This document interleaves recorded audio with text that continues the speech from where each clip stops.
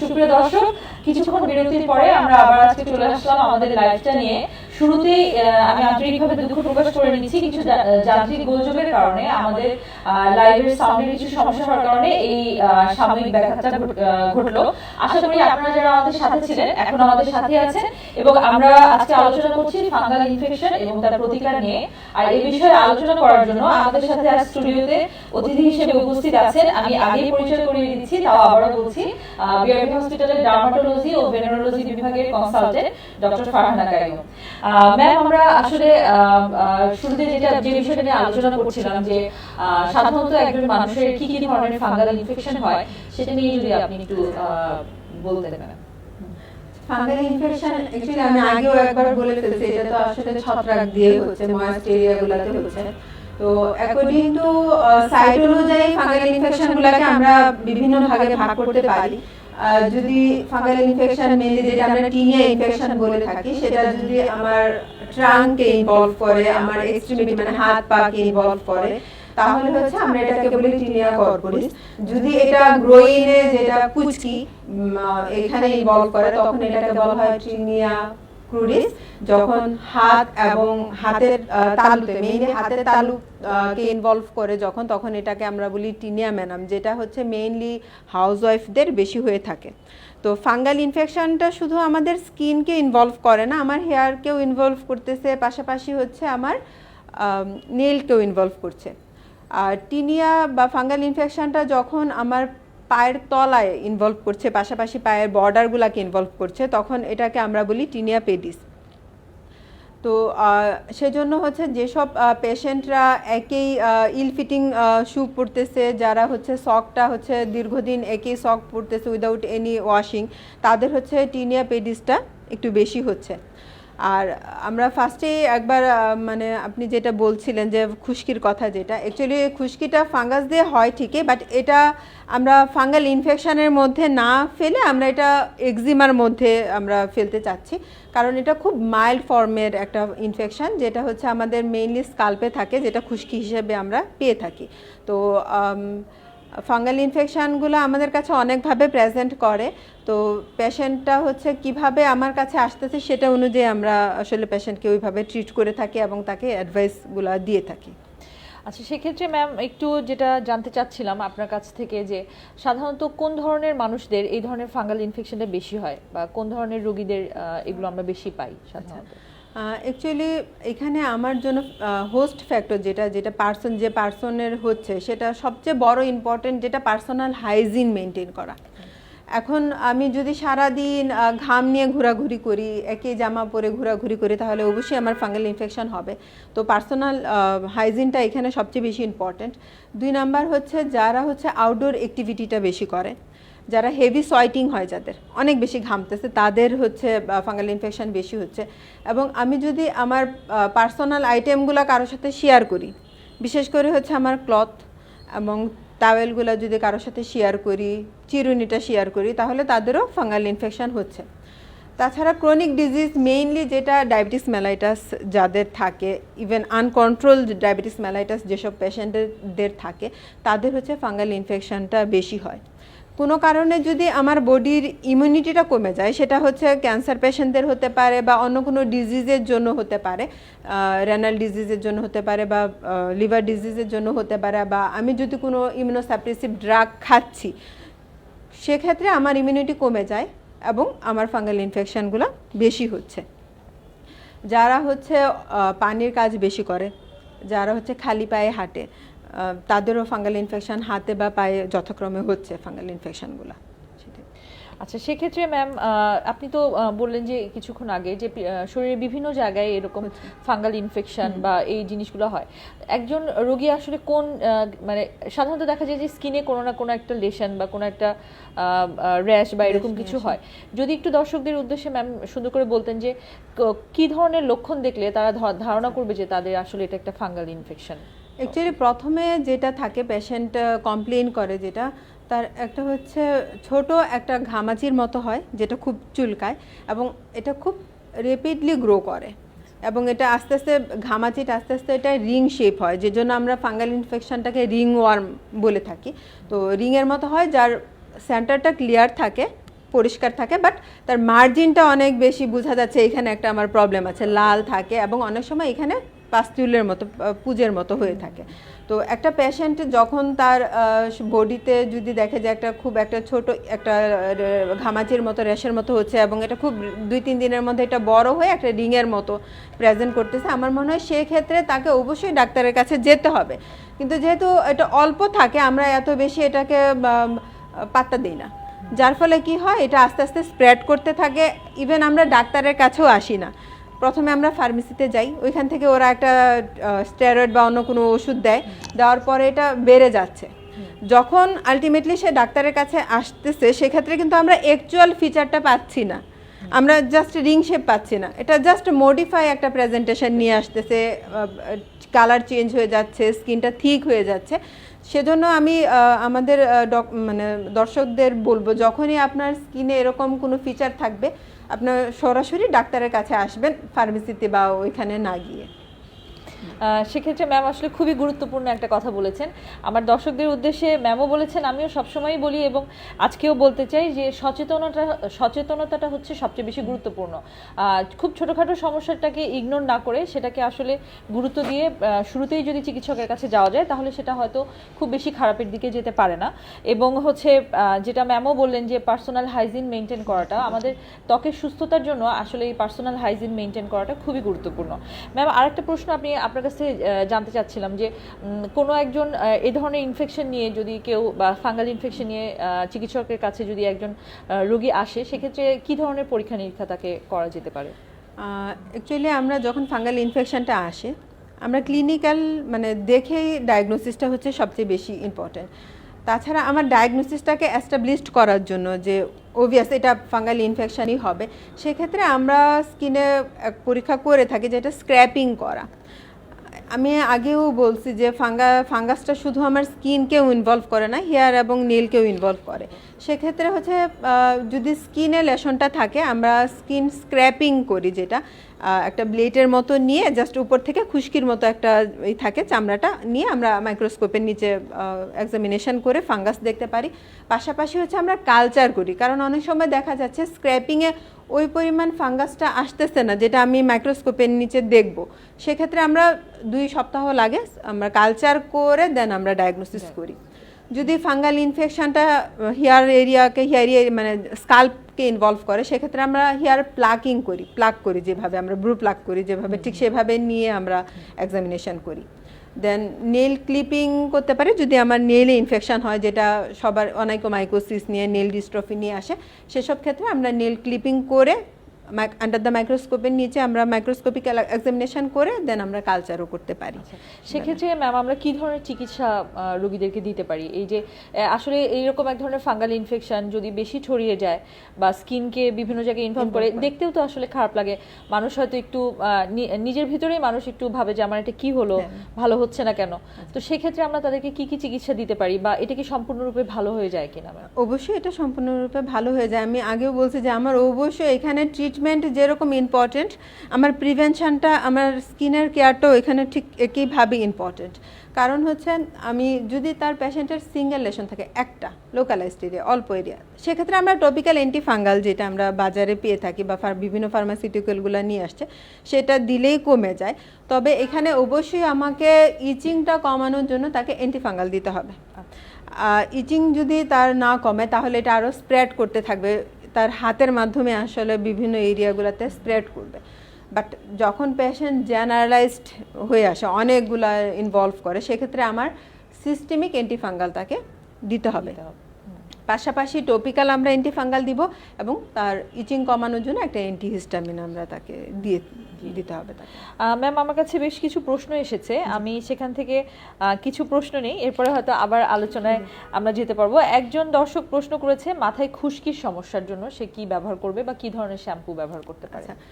খুশকির জন্য হচ্ছে আমরা মেডিকেটের যেই শ্যাম্পুগুলো পাওয়া যায় আমাদের মার্কেটে যেগুলো আছে, অবশ্যই ফার্মাসিউটিক্যাল যেগুলো তৈরি করে সেটা হচ্ছে 2% ketoconazole shampoo, anti dandruff shampoo, সেটা উনি ইউজ করতে পারে। তবে যদি অল্প খুশকি থাকে, অ্যাকচুয়ালি এটা দেখে আমার মানে একটা ফিজিশিয়ান বা ডার্মাটোলজিস্ট ডিসিশন নেবে তার কোন ধরনের অ্যান্টিফাঙ্গাল শ্যাম্পুটা তার জন্য ভালো হবে। তো যদি কম খুশকি থাকে সেক্ষেত্রে উনি 2% কিটোকোনাজল শ্যাম্পু যেটা সেটা ইউজ করতে পারে, সপ্তাহে 2 দিন থেকে সপ্তাহে 3 দিন উনি ইউজ করতে পারে সেটা। আচ্ছা ম্যাম, আরেকজন দর্শক এই ধরনেরই আরেকটা প্রশ্ন করেছে যে তার মাথায় খুব খুশকির সমস্যা, প্রায় 8 বছর হলো, এবং সে প্রচুর এর জন্য চুল ফেলে দেয় মাথার, এবং মাথার পিছনে যখন চুল ফেলে দেয় তখন গোল গোল রিং এর মতো দেখতে পায় মাথার পিছনে। তো সে জানতে চাচ্ছে যে, এবং শেভ করলেও মানে মাথার চুল যদি পুরেও ফেলে দেয় তারপরেও দেখা যায় যে এই গোল রিংগুলো মাথার মধ্যে থাকে এবং ওখান থেকে খুশকির মতো আসে। তো সে এটার একটা সমাধান জানতে চাচ্ছে। সেক্ষেত্রে অবশ্যই আমাদের স্কিন স্ক্র্যাপিং করতে হবে অথবা হেয়ার প্লাকিং করে দেন আমার ট্রিটমেন্টটা দিতে হবে। কারণ এই পেশেন্টের ক্ষেত্রে হয়তো বা আমার শুধু অ্যান্টি ড্যান্ড্রাফ শ্যাম্পু দিয়ে এটা কন্ট্রোল হবে না, সেজন্য হচ্ছে আমার অবশ্যই ডায়াগনোসিসটা এখানে ইম্পর্টেন্ট। কারণ হচ্ছে আমি আগেও বলছি যে এটা ফাঙ্গাস না হয়েও এক্সিমা হতে পারে, যেটা সেবোরিক ডার্মাটাইটিস হিসেবে আমরা ট্রিট করে থাকি। তো আমি এই পেশেন্টের ক্ষেত্রে যেটা বলতে চাচ্ছি, আপনি অবশ্যই আগে স্কিন স্ক্র্যাপিং বা হচ্ছে হেয়ার প্লাকিং করে ডায়াগনোসিস করে দেন আপনি ট্রিটমেন্টটা কন্টিনিউ করতে পারেন।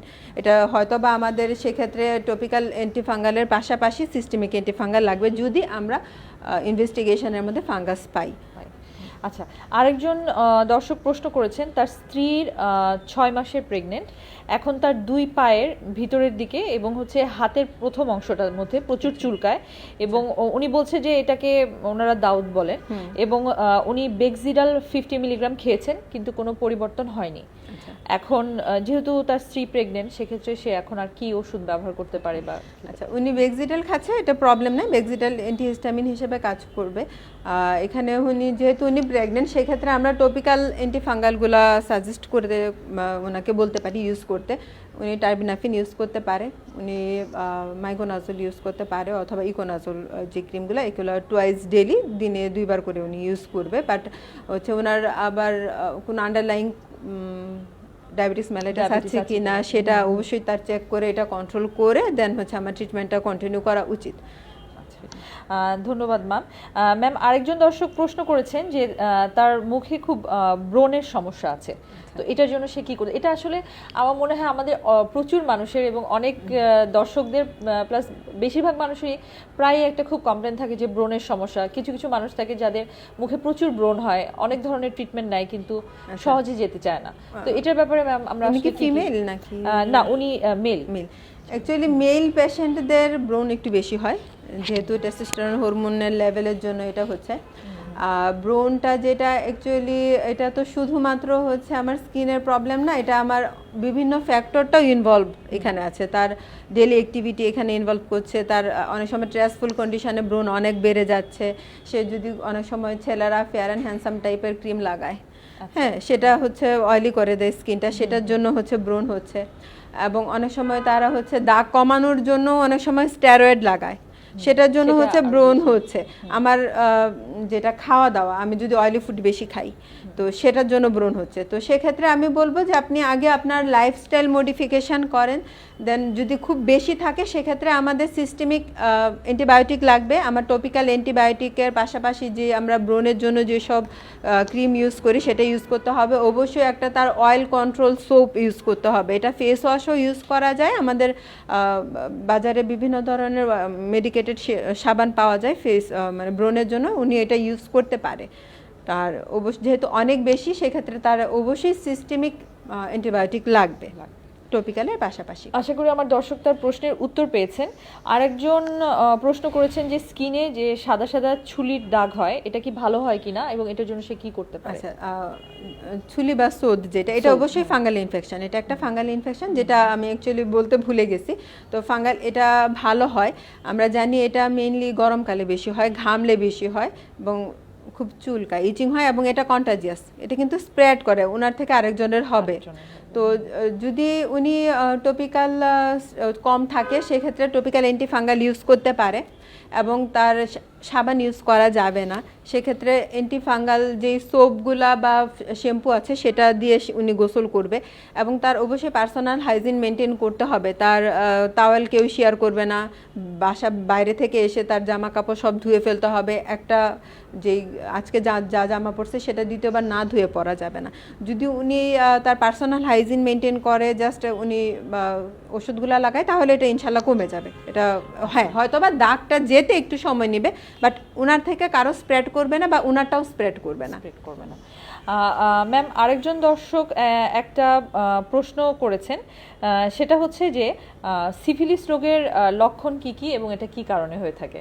আচ্ছা, সিফিলিসটা অবশ্যই এটা একটা সেক্সুয়ালি ট্রান্সমিটেড ডিজিজ মেইনলি, যেটা এটা অবশ্যই ব্যাকটেরিয়াল একটা ইনফেকশন। এখন সিফিলিসটা তো সেক্সুয়ালি ট্রান্সমিটেড ডিজিজ, এটা হচ্ছে আনপ্রোটেক্টেড সেক্সের মাধ্যমে আসলে এটা ছড়ায় মেইনলি। তাছাড়া হচ্ছে যদি ইনফেক্টেড পারসন, যার একজনের সিফিলিস আছে আমরা জানি না, তার যদি ব্লাড আমি ব্যবহার করা হয়, ব্লাড ট্রান্সফিউশন দেওয়া হয় তাহলে, অথবা অনেক সময় আমরা ড্রাগ এডিক্টেড পারসন যারা থাকে তাদের একজনের আরেকজন নিডলটা শেয়ার করার মাধ্যমে হতে পারে। অ্যাক্সিডেন্টাল তো হয় অ্যাকচুয়ালি, সেটার জন্য হয়। এখন সিফিলিস তো আসলে যেটা হয় সেটা একটা আলসারের মতো হয় জেনিটাল এরিয়াতে, তো সেই আলসারটা পেইনলেস থাকে, এটা অনেক সময় আপনি চলে যায়। এখন এটা আসলে পেশেন্ট কিভাবে এক্সপোজ হচ্ছে সেটার উপরে নির্ভর করে ফিচারগুলো আসে, এবং ট্রিটমেন্টটাও ঠিক সেভাবেই আসলে করতে হবে, যে সে কোন স্টেজে আছে সেটার উপরে বেসিস করে। আরেকজন দর্শক ম্যাম, একজন মেল দর্শক, সে প্রশ্ন করেছে যে তার যেটা জেনিটাল রিজন রয়েছে সেখানে একটা লাল ধরনের ছোপ বা আলসারের মতো হয়েছে, যেটাতে কোনো চুলকানি বা ইচিং নাই, এবং সে ট্রেগো নামে একটা ক্রিম এবং হচ্ছে ডক্সিসাইক্লিন ক্যাপসুল এটা 10 দিন খেয়েছে, কিন্তু ভালো হচ্ছে না। এক্ষেত্রে সে কি করতে পারে? ইচিং নাই এবং হচ্ছে তার একটা লাল রঙের একটা ছোপ দাগ হয়েছে। ছোপ দাগ, এটা আলসার কি? এটা আলসার তো আলসার বলে নাই, জাস্ট বলেছে যে লাল রঙের একটা ছোপ দাগ। সেক্ষেত্রে উনি আমার মনে হচ্ছে অ্যান্টিফাঙ্গাল একটা ইউজ করে দেখুক। ট্রেগোটা হচ্ছে অ্যান্টিবায়োটিক, এটা মিউপেরিসিন, যেটা আমার মনে হয় অ্যান্টিফাঙ্গাল ইউজ করে উনি আসতে পারে ডার্মাটোলজিস্টের সাথে। আমার মনে হয় কিছু কিছু ক্ষেত্রে ডার্মাটোলজিস্টদের কাছে আসা উচিত, এবং সেক্ষেত্রে অবশ্যই বেশ কিছু পরীক্ষা নিরীক্ষা করতে হতে পারে, আমার অন্য কোনো প্রবলেম আছে কিনা সেটা ফাইন্ড আউট করা উচিত। অনেক সময় সবগুলা কোয়েশ্চেনের আনসার অ্যাকচুয়ালি এইভাবেও দেওয়া পসিবল হয় না দেখে। তাহলে প্রিয় দর্শক, আপনি নিশ্চয়ই আপনার প্রশ্নের উত্তরটা পেয়ে গিয়েছেন। যদি এটা আপনাকে আসলে খুব বেশি সমস্যা হয়ে থাকে, আপনি ভালো একজন স্কিন বিশেষজ্ঞর সাথে আগে যোগাযোগ করুন। হয়তো কিছু পরীক্ষা নিরীক্ষা লাগতে পারে, সঠিক চিকিৎসায় ইনশাল্লাহ আপনি হয়তো সুস্থ হয়ে যাবেন। আরেকজন দর্শক একটা প্রশ্ন করেছেন যে ফাঙ্গাসের কোনো রোগীকে কৃমির ওষুধ কি দেয়, বা কৃমির ওষুধ কি খাওয়ার প্রয়োজন আছে কিনা? ফাঙ্গাসের কোনো রোগীকে কৃমির ওষুধ খাওয়ার প্রয়োজন নাই, তবে সে যদি খেতে চায় তাহলে কোনো প্রবলেম নাই। মানে এখানে আসলে ফাঙ্গাসের সাথে কৃমির কোনো সম্পর্ক নাই। এটাই ম্যাম। আরেকজন বলছে যে একজন লিখেছে যে থালা বাসন ধোয়ার জন্য ভীম ব্যবহার করে এবং এটার কারণে তার হাত খুবই খসখসা বা ড্রাই হয়ে যাচ্ছে, তো সেক্ষেত্রে সে কি করতে পারে? প্রথম যেটা করতে হবে, উনি অবশ্যই গ্লাভস পরে, উনি যদি ভীম বা ডিটারজেন্ট ইউজ করতে হয় সেক্ষেত্রে অবশ্যই তার গ্লাভস ইউজ করতে হবে। আর যতবার হাতে পানি লাগবে বা যতবার উনি ভীমটা হ্যান্ডেলিং করবে, হাতটা মুছে অবশ্যই তার ময়শ্চারাইজার দিতে হবে। এটা হচ্ছে ময়শ্চারাইজার দিলে অনেক সময় ওই ড্রাইনেসগুলো কমে যায়। যদি তাতেও কন্ট্রোল না হয় সেক্ষেত্রে আমরা টপিক্যাল স্টেরয়েড ইউজ করতে পারি। উনি ইচ্ছা করলে টপিক্যাল স্টেরয়েড দিতে পারে, বাট আমি যেটা বলবো আগে হচ্ছে উনি গ্লাভস পরবে, যতবার হাতে পানি লাগবে মুছে ময়শ্চারাইজার ইউজ করবে, দেন তাতেও যদি কিওর না হয় তাহলে উনি টপিক্যাল স্টেরয়েড ইউজ করতে পারে। সেক্ষেত্রে ম্যাম প্রসঙ্গক্রমে একটা প্রসঙ্গ নিয়ে একটু কথা বলতে চাচ্ছিলাম, সেটা হচ্ছে যে এই যে করোনার এই মহামারীর সময় আমরা কিন্তু সবাই প্রচুর হাত ধোয়ার প্র্যাকটিস করছি, যেহেতু এটা একটা আমাদের খুবই গুরুত্বপূর্ণ স্বাস্থ্যবিধি, এবং বারবার হাত ধোয়ার কারণেও কিন্তু অনেক সময় দেখা যায় যে হাতটা অনেকটা ড্রাই হয়ে যাচ্ছে বা খসখসে হয়ে যাচ্ছে, যেহেতু আমরা ডিটারজেন্ট বা সোপ ব্যবহার করছি। আবার অনেক সময় দেখা যায় যে আমরা প্রচুর গ্লাভস ইউজ করছি, বেশিরভাগ সময় দেখা যায় যারা স্বাস্থ্যকর্মী, ডাক্তার, চিকিৎসক, নার্স আছেন বা যারা পেশেন্টের কেয়ারিং এর সাথে জড়িত, বা এমনিতেও বাইরেও দেখা যাচ্ছে প্রচুর মানুষ আজকাল হাতে গ্লাভস পরে যাচ্ছে। সেক্ষেত্রে অনেকেরই দেখা যায় যে গ্লাভস পরার কারণে হাতে প্রচুর চুলকায় বা স্কিন ড্রাই হয়ে যায় বা অ্যালার্জি জনিত সমস্যা হয়। তো এই বিষয়ে যদি ম্যাম একটু কিছু বলতেন যে এই ধরনের সমস্যার ক্ষেত্রে কি কি করতে পারে? সেক্ষেত্রে যেহেতু আমরা এখন করোনার সময় আমাদের অবশ্যই নিজেকে রক্ষা করতে হবে, আমাদের গ্লাভস পরতেই হবে। উনি যেটা অনেক সময় সার্জিক্যাল গ্লাভসগুলোতে একটা পাউডারের মতো থাকে, সেটা আমার স্কিনে ইরিটেশন করে, যার ফলে আমাদের ইচিং হচ্ছে। উনি ইচ্ছা করলে যেগুলো ট্রান্সপারেন্ট কতগুলো গ্লাভস আছে এটা ইউজ করতে পারে। যতবার উনি হাত ধুবে উনি ময়শ্চারাইজার অবশ্যই ইউজ করবে। ওনার সাবান দরকার হলে হচ্ছে গ্লিসারিনযুক্ত সাবান ইউজ করবে, যে হাত ধোয়ার জন্য গ্লিসারিনযুক্ত সাবানটা ইউজ করলে ভালো, কারণ হচ্ছে গ্লিসারিনটা আমার স্কিনটাকে সফট করে। তো ময়শ্চারাইজারটা ফ্রিকোয়েন্টলি উনি ইউজ করবে। এবং ইচিংয়ের জন্য অনেক সময় আমরা অ্যান্টিহিস্টামিন খেতে বলি, বাট যখন র্যাশ হয়ে যাবে আমার স্কিনে ড্রাইনেস থেকে বা হচ্ছে ইচিংয়ের জন্য, সেক্ষেত্রে আমার অবশ্যই একটা টপিক্যাল স্টেরয়েড দিতে হবে, না হলে হচ্ছে আমার এটা কন্ট্রোল হবে না, বরঞ্চ এটা এক্সিমার আকার ধারণ করবে। তো যারা খুব ফ্রিকোয়েন্টলি হ্যান্ড ওয়াশ করতেছে তাদের বলবো যে স্কিনে ডিজিজ হওয়ার আগেই আমরা প্রিভেনশন করব, সেটাকে ফ্রিকোয়েন্টলি আমরা ময়শ্চারাইজার দিব এবং হচ্ছে যতবার হাত স্যানিটাইজ করব আমরা ভালোভাবে মুছে ফেলতে হবে, মুছে ফেলে ময়শ্চারাইজার দিলেই ইনশাল্লাহ ওই প্রবলেমগুলো হবে না। ম্যাম ধন্যবাদ। আরেকজন দর্শক একটা প্রশ্ন করেছেন, সেটা হচ্ছে যে একটু অদ্ভুত, তারপরেও আমি প্রশ্নটা জিজ্ঞেস করছি ম্যাম আপনাকে। সেটা হচ্ছে গোসল করার পরে ওনার সারা শরীরে ইচিং হয় এবং পুরো পরিবারের শুধুমাত্র ওনারই এই সমস্যাটা হয়, তো উনি এটা একটু জানতে চাচ্ছে যে আসলে কি। আচ্ছা, হতে পারে অনেক সময় পানি থেকে অনেকের ইচিং হয়, এটা আমরা অ্যাকোয়াজেনিক প্রাইটাস বলি, মানে পানি ইনডিউস ইচিং। তো হয়তো বা ওনারে এই প্রবলেমটা আছে।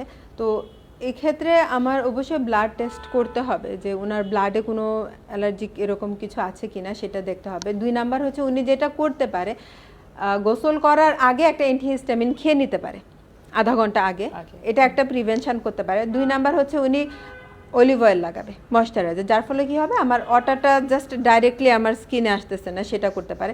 উনি যেই সাবান ইউজ করে সেটা চেঞ্জ করে গ্লিসারিনযুক্ত সাবান ইউজ করতে পারে।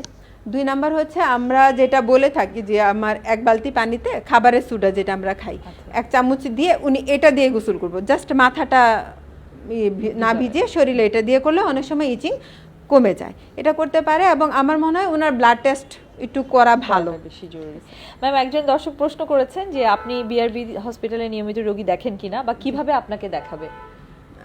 অ্যাকচুয়ালি আমাদের দর্শকদের উদ্দেশ্যে ম্যাম একটু বলতেন যে আমি এখানে শুক্রবার বাদে প্রতিদিনই থাকি সকাল 10টা থেকে সন্ধ্যা 7টা পর্যন্ত। আপনারা আমাকে এখানে অ্যাভেলেবল পাবেন, জাস্ট বিআরবিতে একটু কষ্ট করে আপনাদের আসতে হবে। আচ্ছা, প্রিয় দর্শক আপনারা মনে হয় আপনাদের প্রশ্নের উত্তর পেয়েছেন। আরেকজন দর্শক প্রশ্ন করেছে, ফিমেল দর্শক, সে লিখেছে যে তার অ্যালার্জির প্রবলেম আছে এবং গায়ে প্রায় ঘামাচির মতো বের হয় এবং চুলকায়, তো এই ক্ষেত্রে সে কি করতে পারে। আচ্ছা, সেক্ষেত্রে অ্যাকচুয়ালি তার প্রপার হিস্ট্রিটা দরকার, যে তার কোনো ফুড অ্যালার্জি থেকে হচ্ছে কিনা, বা উনি যে জামাটা পরতেছে বা সিনথেটিক জামা থেকে প্রবলেম হচ্ছে কিনা, বা ওনার যে বেডশিটগুলো ইউজ করতেছে সেটা থেকে হচ্ছে কিনা, সেটা আমার অবশ্যই জানতে হবে। আর আপাতত উনি যেটা করতে পারে একটা অ্যান্টিহিস্টামিন খেতে পারে, নন সেডেটিভ অ্যান্টিহিস্টামিন, যেহেতু ওনার ঘরের কাজ টাজ করতে হয়, ফেক্সোফেনাডিন টাইপের উনি এগুলো খেতে পারে। এবং একটু জাস্ট ঠান্ডাতে থাকতে হবে। যদি খুব বেশি ইচিং হয় সেক্ষেত্রে উনি ঠান্ডা পানি দিয়ে শরীরটা মুছে ফেলে অনেক সময় ইচিংটা কমে যায়। ম্যাম আরেকজন দর্শক প্রশ্ন করেছে, আসলে প্রচুর প্রশ্ন আসছে ম্যাম। একজন দর্শক প্রশ্ন করেছেন যে তার নখে ফাঙ্গাল ইনফেকশন হচ্ছে এবং বারবার হচ্ছে, তো এটার জন্য সে কি করতে পারে প্রতিকার। সেক্ষেত্রে তার অবশ্যই সিস্টেমিক অ্যান্টিফাঙ্গাল লাগবে। এখন আমরা যদি খুব আগে যেমন আমরা ফ্লুকোনাজল দিতাম সেটা 1 বছর খেতে হতো, এখন আমাদের অনেক নিউ জেনারেশনের অনেক ধরনের অ্যান্টিফাঙ্গাল চলে আসছে, উনি ইচ্ছা করলে টার্বিনাফিন খেতে পারে। সেক্ষেত্রে ওনার 2 মাসের কোর্স কমপ্লিট করতে হবে যেভাবেই হোক, 2 মাস। এবং একদিনের জন্য উনি মিস দিতে পারবে না, যদি দেয় তাহলে আবার প্রথম থেকে 2 মাস কোর্স কমপ্লিট করতে হবে, 1 নাম্বার। 2 নাম্বার হচ্ছে পানি দিয়ে, মানে পানির কাজ কম করতে হবে, যেহেতু হাতে, তার মানে হচ্ছে ওনার গ্লাভস ইউজ করতে হবে, গ্লাভস দিয়ে উনি পানির কাজ করে গ্লাভস দিয়ে করার পরে হাত মুছে ফেলতে হবে। আচ্ছা, প্রিয় দর্শক আপনি তাহলে প্রশ্নের উত্তর পেয়েছেন যে আপনাকে কিন্তু দীর্ঘ সময় ধরে ওষুধ খেতে হবে, তো এটা মানসিক প্রস্তুতিও রাখতে হবে যে আমি একদিনও ওষুধ বাদ দিতে পারবো না। ম্যাম আরেকজন দর্শক, ফিমেল দর্শক, উনি মেল দর্শক, বাট সম্ভবত তার ওয়াইফের জন্য প্রশ্নটি করেছেন যে প্রেগনেন্সির সময় তার পুরো শরীরে প্রচুর চুলকায় এবং এটা 3 মাস ধরে হচ্ছে, লাস্ট 3 মাস ধরে। ডিউরেশনটা তো দেয়নি, তার বলেছে যে 27 সপ্তাহ চলছে এখন। 27 সপ্তাহ চলছে। আচ্ছা, আমরা হচ্ছে বিআরবিতে আসলে অনেক পেশেন্ট পাচ্ছি, প্রেগনেন্ট যারা গাইনোকোলজিস্ট আমাদের কাছে রেফার করতেছে যে ইচিং হচ্ছে অনেক বেশি, প্রেগনেন্সি রিলেটেড ইচিং হয়, যেটা ওনার এখন মনে হয় সেকেন্ড ট্রাইমেস্টার প্রায় এরকম চলতেছে। অনেক সময় দেখা যায় যে অনেকের ফার্স্ট ট্রাইমেস্টারে ইচিং হচ্ছে, অনেকের সেকেন্ড থেকে থার্ড ট্রাইমেস্টারে ইচিং হচ্ছে।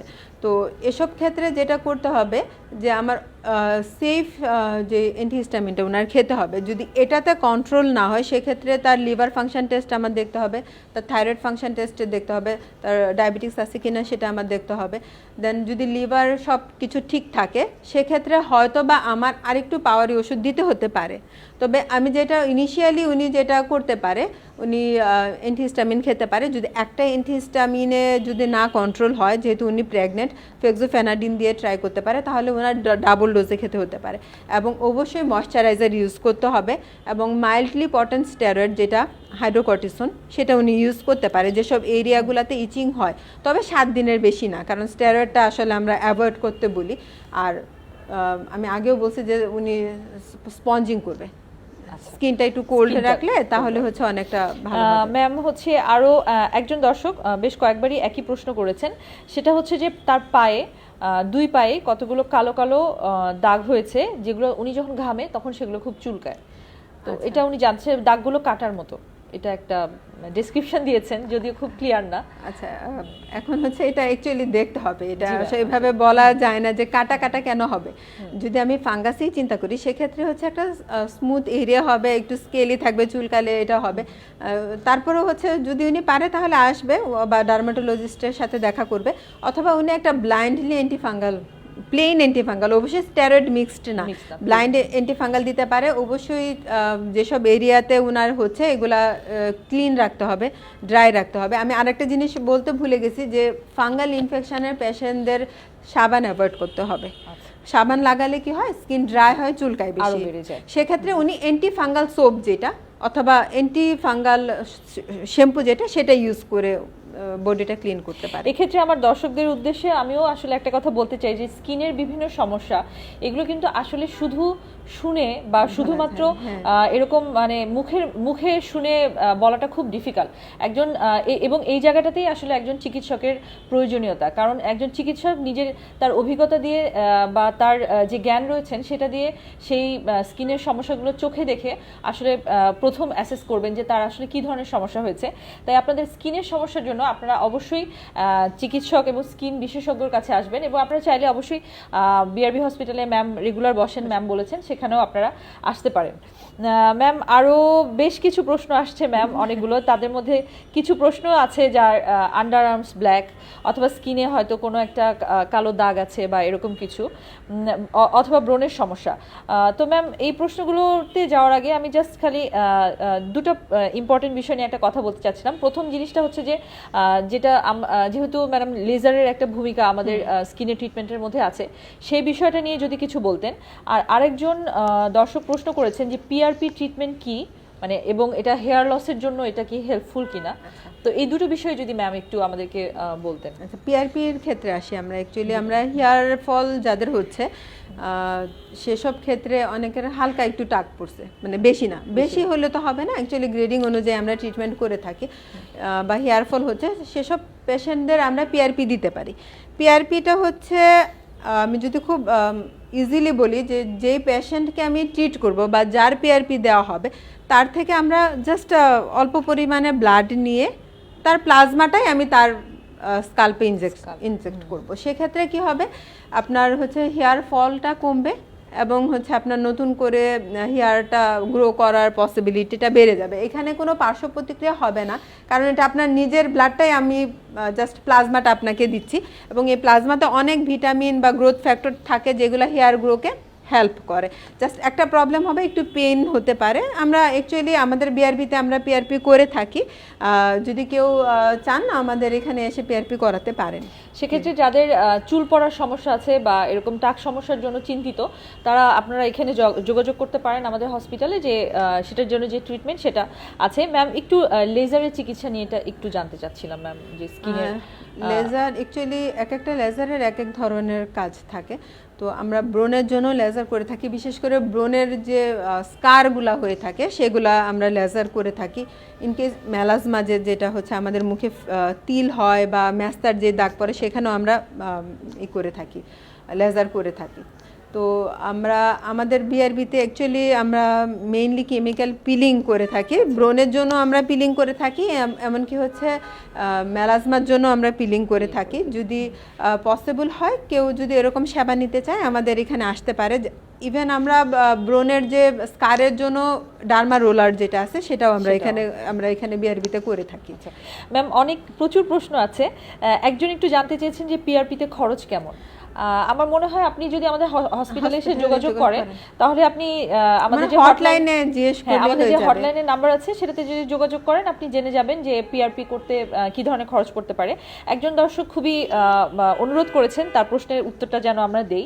সেটা হচ্ছে যে তার অনেক বছর যাবত পায়ে ঘায়ের সমস্যা হয়েছে, তিনি ডাক্তারও দেখিয়েছেন, ডাক্তার যে ওষুধ দিয়েছিলেন সেটা উনি খান এবং হচ্ছে খাদ্য তালিকায় অ্যালার্জি জাতীয় যা খাবার আছে সেগুলো বাদ দিয়েছে। এরপরে তার ঘায়ের সমস্যাটা ভালো হয়ে গিয়েছিল, কিন্তু 1 মাস ওষুধ না খেলেই আবার হয় এবং কিছু দাগও হয়ে গিয়েছে তার পায়ে। এখন এটার জন্য সে কি করতে পারে? অ্যাকচুয়ালি বলতে কি বলছে মানে চুলকানোর পরে যেটা হয়ে যাচ্ছে সেটা কিনা অ্যাকচুয়ালি আসলে এই জিনিসটা ঠিক খুব যে পরিষ্কারভাবে লিখেছেন তা না, কিভাবে ঘাটা হয়েছে বা শুরু থেকে সেই হিস্ট্রিটা ক্লিয়ার না। অ্যাকচুয়ালি উনি যেটা বলতেছে যে খাবার তালিকা অ্যাড করতেছে, তাহলে তো আমরা আর্টিকারে বা অ্যালার্জি ধরতে পারি। তো আমার মনে হয় আপনি আবার একটু ডার্মাটোলজিস্টের সাথে যোগাযোগ করেন, কারণ হচ্ছে আপনি যেটা করতে পারেন যেসব খাবারে আপনার অ্যালার্জি হচ্ছে সেটা অ্যাভয়েড করা।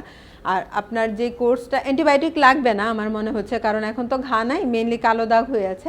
তো আপনি অ্যান্টিহিস্টামিনগুলার একটা কোর্স আবার করে নেন। আর আমি বলবো হঠাৎ করে স্টপ না করে আপনি গ্রাজুয়ালি ট্যাপার করেন। আপনি যে অ্যান্টিহিস্টামিনগুলো খাচ্ছেন সেটা হঠাৎ করে স্টপ না করে 1 দিন পর পর 2 দিন পর পর গ্রাজুয়ালি ট্যাপার করলে আমার মনে হয় উনি একটু ভালো ফিল করবে। ম্যাম আরেকজন দর্শক একটা প্রশ্ন করেছেন, সেটা হচ্ছে যে তার মেল পেশেন্ট, তার বয়স 37 বছর এবং তার ঠোঁট নাকি আস্তে আস্তে সাদা হয়ে যাচ্ছে, সে বিলাপ প্লাস ট্যাবলেট খেয়েছে কিন্তু কোনো কাজ হয়নি, এক্ষেত্রে সে কি করতে পারে? শুধু ঠোঁট নাকি হাতের অন্যান্য? অ্যাকচুয়ালি ঠোঁট সাদা হয়ে যাওয়াটা আমরা যদি খুব ওনার কথা অনুযায়ী আসে, এগুলো আসলে দেখতে হয় পেশেন্ট, সেক্ষেত্রে আমরা যদি ভিটিলিগো বা সেতি বলি, সেতি আমরা ধরতে পারি সেটা। তো এইসব পেশেন্টের ক্ষেত্রে সেতি যদি ঠোঁটে থাকে অ্যাকচুয়ালি সেক্ষেত্রে আমরা আউটকামটা একটু টাফ, কারণ ভিটিলিগো বা সেতি রোগটার ট্রিটমেন্ট অপশনটা খুবই টাফ হয়ে যাচ্ছে। এই কারণে যখন এটা মিউকোসাল ইনভলভমেন্ট হচ্ছে, বিশেষ করে লিপ বা হ্যান্ড, পাম অ্যান্ড সোলকে ইনভলভ করতেছে। সেজন্য হচ্ছে আমার মনে হয় আপনি একজন ডার্মাটোলজিস্টকে দেখান, কারণ এটা খুব কনফার্ম না হয়ে কেউ বলতে পারবে না যে কেন সাদা হয়ে যাচ্ছে বা আপনার বডি অন্যান্য এরিয়াগুলোকে ইনভলভ করতেছে কিনা, সেটার উপরে বেসিস করেই হয়তো বা আপনার একটু ভালো ট্রিটমেন্ট দরকার। আসলে প্রশ্নের উত্তরে এবং কথায় কথায় অনেকটা সময় পার হয়ে এসেছে এবং আমাদের লাইভের সময়ও আসলে ম্যাম খুবই সীমিত থাকে। যদিও আরও অনেকগুলো প্রশ্ন আমি নিতে পারিনি, যাদের প্রশ্নের উত্তর দিতে পেরেছি তারা আশা করি উপকৃত হয়েছেন, যাদের প্রশ্নের উত্তর দিতে পারিনি আমরা আন্তরিকভাবে দুঃখিত। কিন্তু সেক্ষেত্রে আপনারা যদি চান আমাদের হটলাইনে যোগাযোগ করে আমাদের হাসপাতাল থেকে আপনাদের অসুবিধার জন্য ম্যামের মাধ্যমে সেবা নিতে পারেন। ম্যাম শেষ মুহূর্তে যদি আপনি আমার দর্শকদের উদ্দেশ্যে কিছু বলতে চান, বিশেষ করে স্কিন কেয়ার অথবা এই যে ফাঙ্গাল ইনফেকশন বা এই করোনাকালীন এই সময়ে তারা কি করতে পারে, শুধু শেষ মুহূর্তের জন্য। যেহেতু আমরা এখন একটা খুবই টাফ সিচুয়েশনের মধ্যে যাচ্ছি সবাই, আমাদের খুব ফ্রিকোয়েন্টলি হ্যান্ড ওয়াশ করতে হচ্ছে। আমি যেটা বলবো যে আপনারা হচ্ছে আপনার সোপ সিলেকশনের ক্ষেত্রেও হচ্ছে মাইল্ড যেই খার জাতীয় সোপগুলো থাকে সেগুলো ইউজ করবেন, অথবা আপনি গ্লিসারিনযুক্ত সাবান ইউজ করবেন। যতবার হ্যান্ড ওয়াশ করবেন আপনি অবশ্যই ময়শ্চারাইজার ইউজ করবেন। আর ফাঙ্গাল ইনফেকশনের ক্ষেত্রে যেটা বলবো, অবশ্যই আপনি ঘামে ভেজা জামা কাপড় পরবেন না।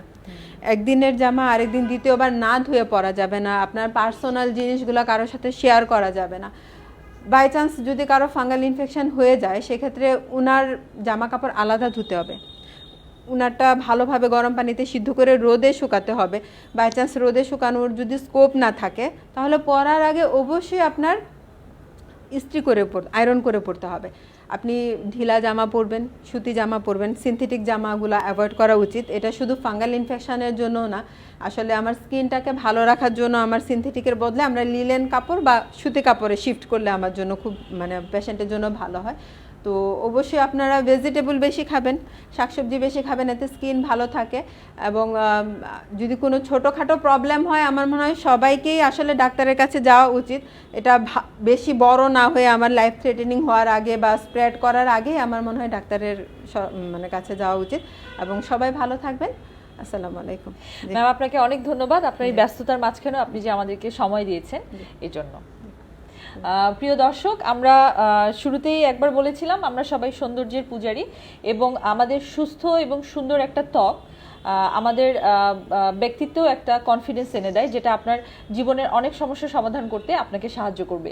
তাই আপনার এই সৌন্দর্যের অন্যতম অনুষঙ্গ আপনার ত্বকের যত্ন নিন, আর ত্বকের সামান্য কোনো সমস্যা হলেও অবশ্যই একজন চিকিৎসকের শরণাপন্ন হন। আজকের মতো আমরা এখানেই শেষ করছি। আবার দেখা হবে সামনের বৃহস্পতিবারে একই সময়ে, হয়তো নতুন কোনো গুরুত্বপূর্ণ বিষয় নিয়ে নতুন কোনো অতিথির সাথে।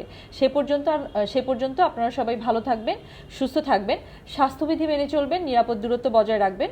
সবাইকে ধন্যবাদ।